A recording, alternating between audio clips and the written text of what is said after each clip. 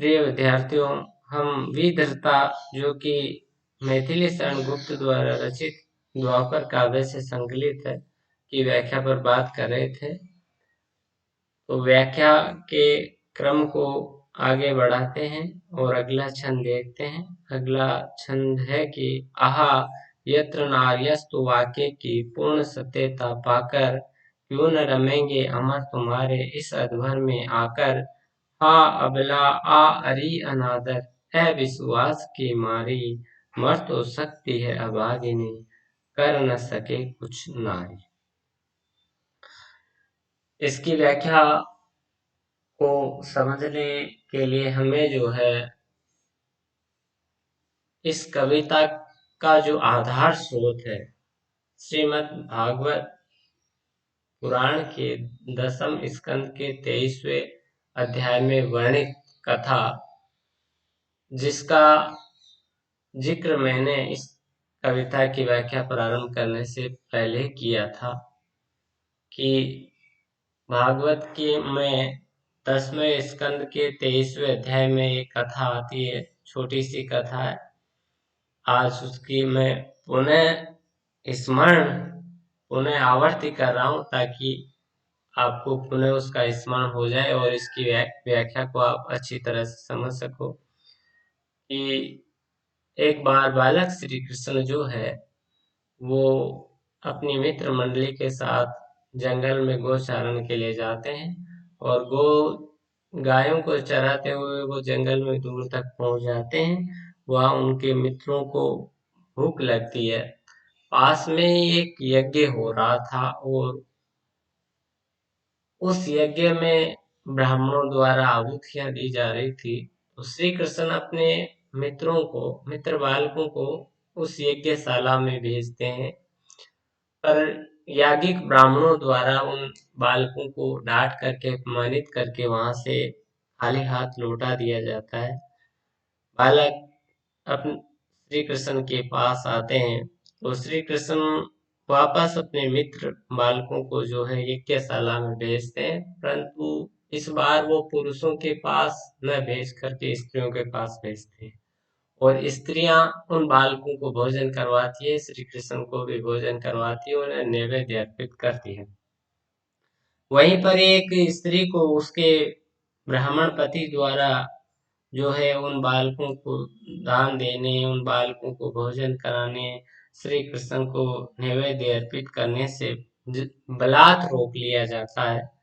और ये बताया जाता है कि वो जो ब्राह्मण स्त्री है अपने पति के द्वारा इस प्रकार अपमानित किए जाने से आहत होती है और वो भगवान के उस स्वरूप का मन ही मन ध्यान करती है, जैसा उसने पहले से सुन रखा था।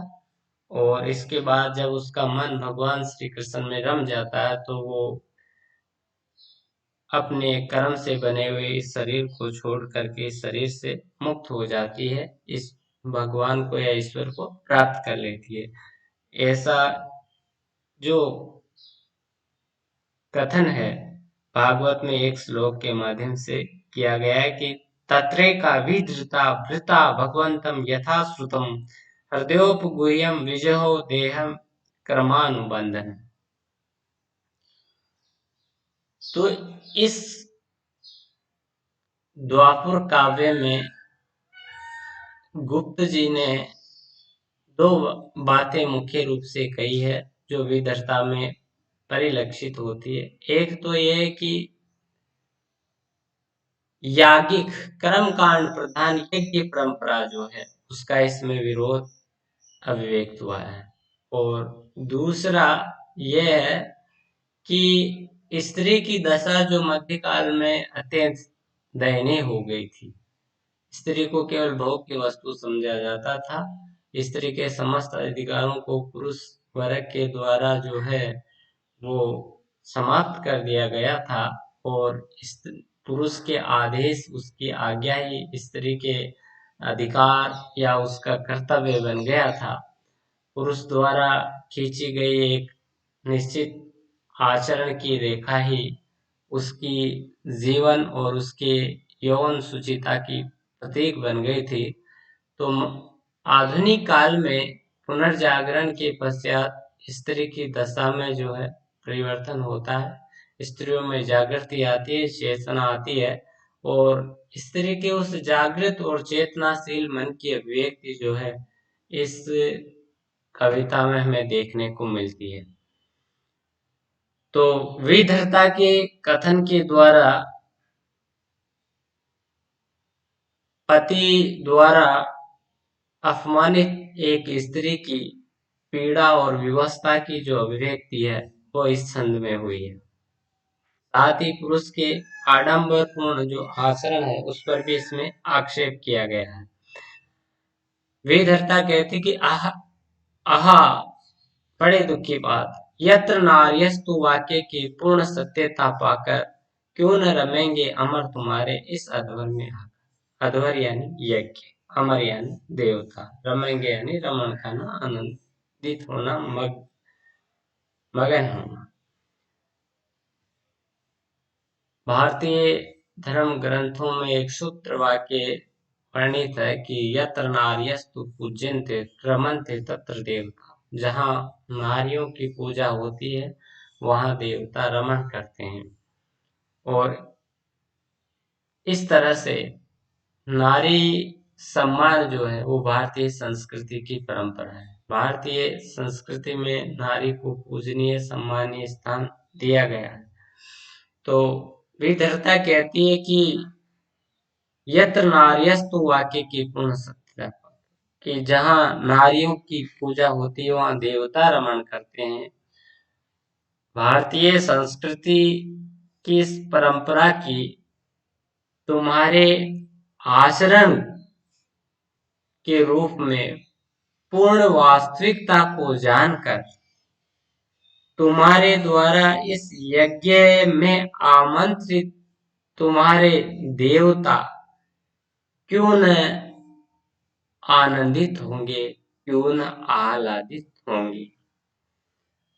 तो विधर्ता का ये व्यंग्य कथन है। विधर्ता ये कहना चाहते कि तुम्हारा जो आचरण है वो आडंबरपूर्ण है।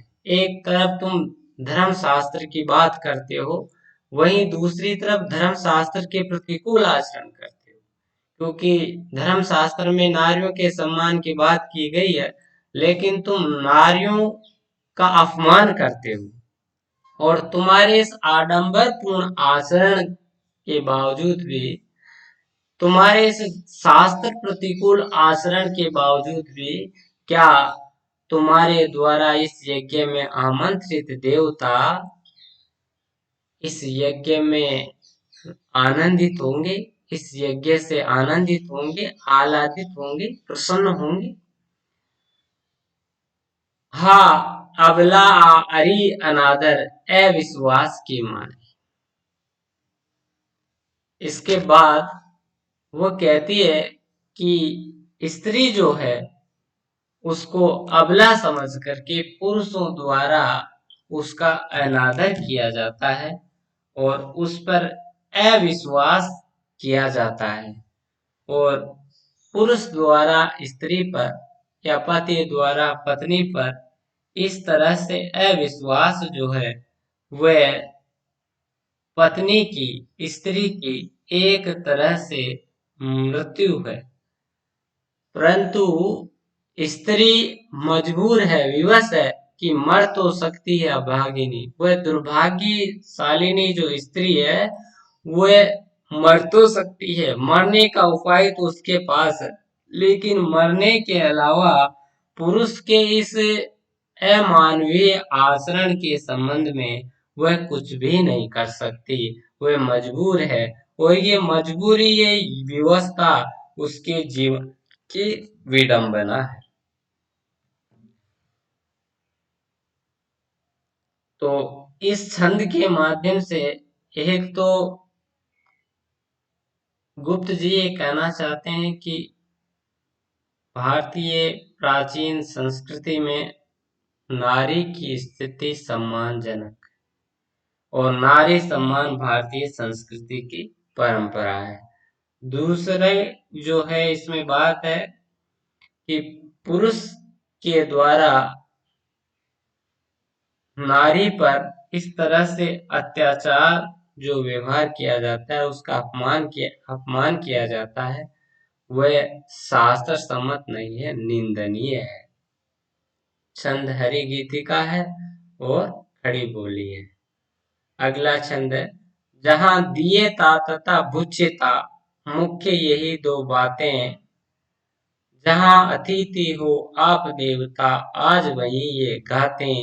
जाए वहां से वे ही जो अब भी बालक हैं, किंतु हमारी परंपरा के परसरे हैं, पालक हैं। इस छंद में भारतीय संस्कृति की जो मूल उदात्त अवधारणाएं हैं और परंपराएं हैं, उनके स्वरूप में जो विकार आ रहा है, जो परिवर्तन आ रहा है, उनके बारे में विधृता कहती है। और ये विकार या ये परिवर्तन जो है, वो अपने पति के आचरण से देखती है, पति के आचरण में दृष्टिगत करती है।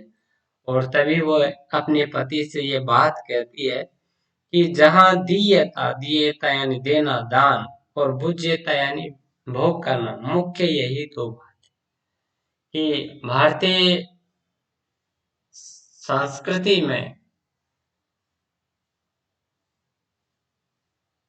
धन को दान देना और उसके बाद बचे हुए धन का भोग करना, धन के आचरण के संबंध, धन के उपयोग के संबंध में यही दो मुख्य बातें वर्णित हुई, कही गई।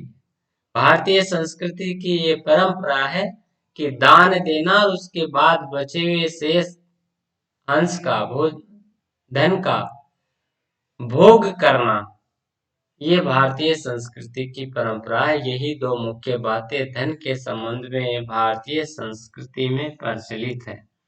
भारतीय वाङ्मय में भी धन की 3 गतियां बताई गई है।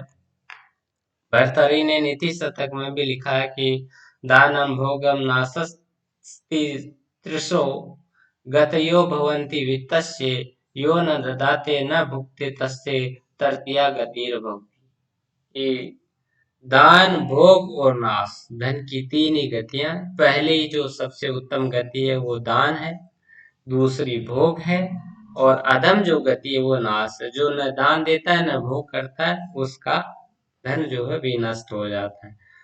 तो जहां ये दो मुख्य परंपराएं थी, और जहां अतिथि हो आप देवता, जहां पर अतिथि को भी देवता समझा जाता था। भारतीय संस्कृति की मान्यता है कि अतिथि देवो भव, अतिथि को देवता समझा जाता है, और अतिथि का सम्मान भारतीय संस्कृति की परंपरा है। इसका एक अर्थ यज्ञ के संदर्भ में भी देख सकते हैं अपन, कि जिस यज्ञ में देवता ही अतिथि के रूप में पधारे हों, वहीं पर आज वही ये घात का अर्थ वैसे हमला होता है। तो जहां देवता खुद अतिथि के रूप में पधारे हो, वहीं पर जो है ये धर्म के प्रतिकूल आचरण किया जा रहा है, वहीं ये सांस्कृतिक परंपरा के प्रतिकूल आचरण किया जा रहा है, और वे भी उन ब्राह्मणों के द्वारा जो यज्ञ कर रहे हैं, जो शास्त्र सम्मत और धर्म सम्मत आचरण करने की बातें करते हैं।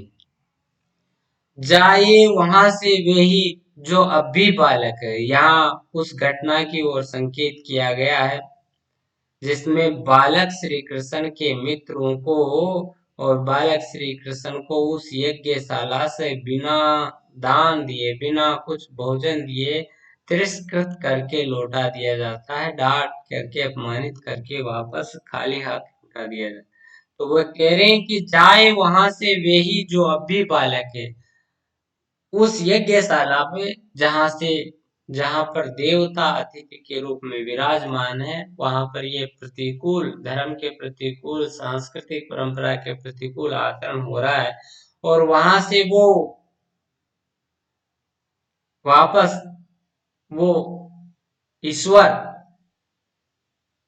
जो हमारी परंपरा के पर्स रहे हैं, यानी सहारा है, पालक यानी पोषण करने वाले, जो हमारी सनातन धार्मिक परंपरा के आधार हैं, जो हमारी सनातन धार्मिक परंपरा के पालक है, परंतु अभी वो बाल स्वरूप ही है, अभी बालक ही है, वह वहां से बिना कुछ प्राप्त किए हुए अपमानित होकर के खाली हाथ लौटा दिए जाते हैं। श्री कृष्ण को विष्णु का अवतार माना जाता है और सनातन धार्मिक परंपरा है कि वो ईश्वर है। तो वह बात करें कि जो हमारी सनातन धार्मिक परंपरा के जो आधार हैं, जो इसके पोषण करता है, उन्हीं को, लेकिन जो अभी बालक स्वरूप है, बाल स्वरूप ही है, और बालकों में तो वैसे भी भगवान का निवास माना जाता है, तो उन बाल स्वरूप परमेश्वर के रूप, ईश्वर के रूप को जो है खाली हाथ वहां से लौटा दिया जाता है। तो भारतीय संस्कृति की जो उदात्त परंपराएं थी, जिनमें जो है अतिथि को देवता माना जाता था और अतिथि का सम्मान किया जाता था, उन परंपराओं में विकृति आ रही है, विकार आ रहा है, इसकी ओर इसमें संकेत किया गया। आगे अगला छंद छंद वही हरि गीतिका है और खड़ी बोली का सहज सरल प्रयोग है। आगे अगला छंद है, धर्म तुम्हारे घर आया था, अपने कर फैलाए, पर भूखे ने भरम गमाया, फिर भी धक्के खाए। अब तुम किसको साध रहे हो, चला गया है वह तो, पाप कर रही थी क्या कोई, कहो सुनो मैं यह तो, कहो सुनूं मैं यह तो। विधर्ता जो है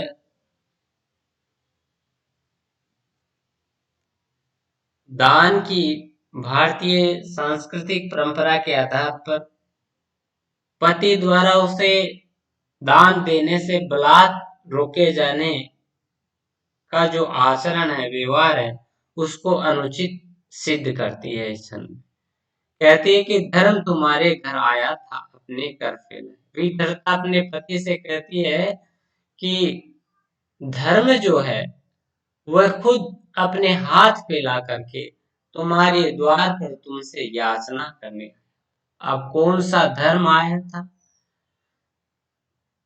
बालक श्री कृष्ण और उसकी मित्र मंडली का उन याज्ञिक ब्राह्मणों से भोजन की याचना करना ही धर्म का कर फैला करके उनके द्वार पर आना, इस घटना का इसमें संकेत है। बालकों के रूप में जो ईश्वर है, वही तुम्हारे द्वार तुमसे कुछ मांगने आए थे, पर तुमने जो है उनको लौटा दिया, पर भूखे ने भरम गमाया, फिर भी धक्के खाए।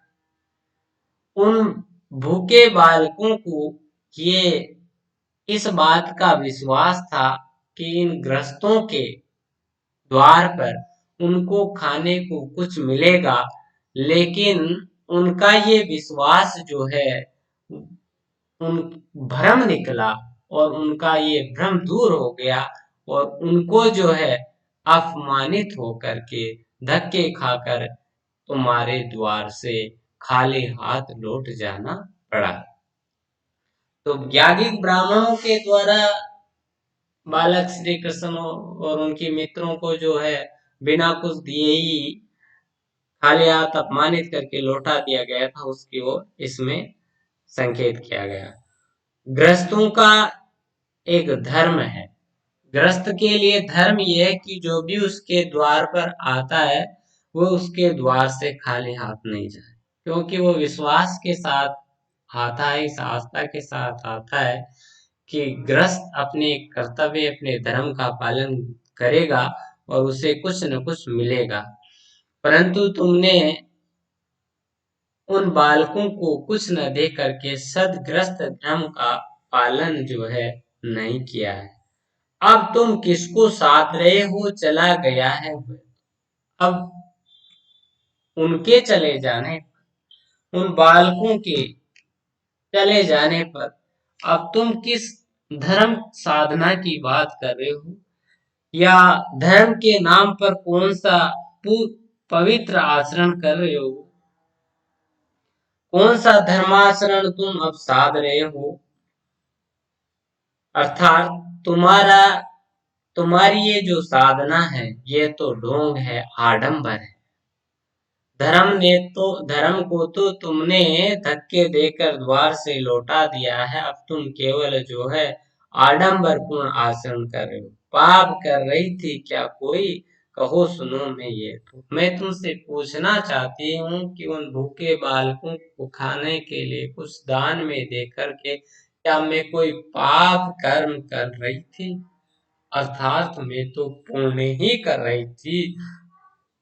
पर तुम ये बताओ क्या मेरा कर्म पाप था। तुम इस संबंध में कुछ बोलो तो सही। मैं तुम्हारी शंका को सुनना तो चाहती हूँ, और तुम अपनी बात तो कहो ताकि मैं सुन सकूं। तो सदग्रस्त धर्म सदग्रस्ती का धर्म है दान देना, भिक्षा देना याचक को, और वह विकृत हो रहा था वह परंपरा। इसकी ओर इसमें संकेत है। हरि गीत का छंद और खड़ी बोली का योग है। आगे देखते हैं अगला छंद। अधिकारों के दुरुपयोग का कौन कहा अधिकारी, कुछ भी स्वत्व नहीं रखती क्या अर्धांगिनी तुम्हारी। मैं पुण्यार्थ जा रही थी तुम पाप देख बैठे हा, और आप अवसर के वर को साफ लेख बैठे हा। विधता अपने पति से अपने स्त्री अधिकारों की बात करती है। एक तरह से ये आधुनिक नारी का कथन है विधता के माध्यम से, जो पुरुषों की सत्ता को चुनौती देती है और अपने स्वतंत्रता और अपने अधिकारों की मांग करती है। पति द्वारा उस पर अविश्वास किए जाने को अनुचित बताती है।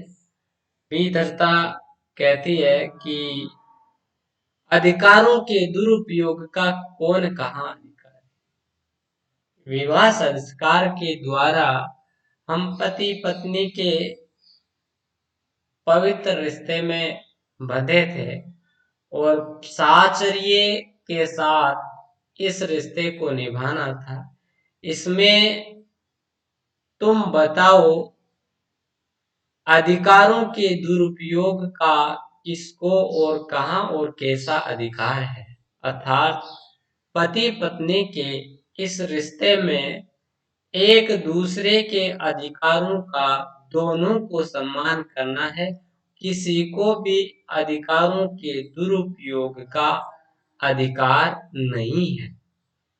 कुछ भी स्वत्व नहीं रखती क्या अर्धांगिनी तुम्हारी। अर्धांगिनी का अर्थ ही होता आधा अंग, और आधा अंग होने के नाते स्त्री पुरुष के जो है वो आधी हिस्सेदार है। हर बात में, हर संपत्ति में, हर अधिकार में उसके आधी हिस्सेदार है, बराबर की हिस्सेदार है। तो कुछ भी स्वत्व नहीं रखती। स्वत्व का अर्थ स्वामित्व भी और स्वतंत्रता भी। कुछ भी स्वत्व नहीं रखती क्या अर्धांगिनी तुम्हारी, कि मैं तुम्हारी अर्धांगिनी होने के नाते, मैं तुम्हारी सहधर्मिणी होने के नाते, मैं तुम्हारी पत्नी होने के नाते क्या तुम्हारी संपत्ति में मेरा कुछ भी स्वामित्व नहीं है। क्या मेरी कुछ भी स्वतंत्रता नहीं है। मैं आधा अंग हूँ, और आधा अंग होने के नाते क्या मेरी कुछ भी अस्थि नहीं है, मेरा कुछ भी अस्तित्व नहीं है, मेरा कुछ भी स्वामित्व नहीं है। जो तुमने मुझे मुट्ठी भर दान देने से भी रोक लिया। मैं पुण्यार्थ जा रही थी तुम पाप देख बैठे हा। मैं उन बालकों को दान देकर पुण्य कर्म करने जा रही थी, लेकिन तुमने जो है उसमें स्वेच्छाचार देख करके पाप समझ लिया, और आप अवसर के वर को और वरदान के अवसर को साफ लेख बैठे हा। और तुमने जो है मैं पुण्य कर्म के लिए जा रही थी, लेकिन तुमने मुझे स्वेच्छाचारी समझ करके, स्वेच्छाचरण समझ करके मुझे जो है उस मेरे पुण्य कर्म को पाप कर्म समझ लिया, और जिस अवसर पर ईश्वर का वरदान प्राप्त हो सकता था, उस वरदान के अवसर को तुमने जो है श्राप समझ लिया, शाप समझ बैठे। तो स्त्री पुरुष दोनों को एक दूसरे का सम्मान करना चाहिए, और दोनों जो है बराबर के अधिकारी हैं। किसी को भी अधिकारों के दुरुपयोग का हक नहीं है। इस बात की इसमें अभिव्यक्ति हुई है। हरिगीति का छंद और खड़ी बोली का सहज सरल प्रयोग है। धन्यवाद।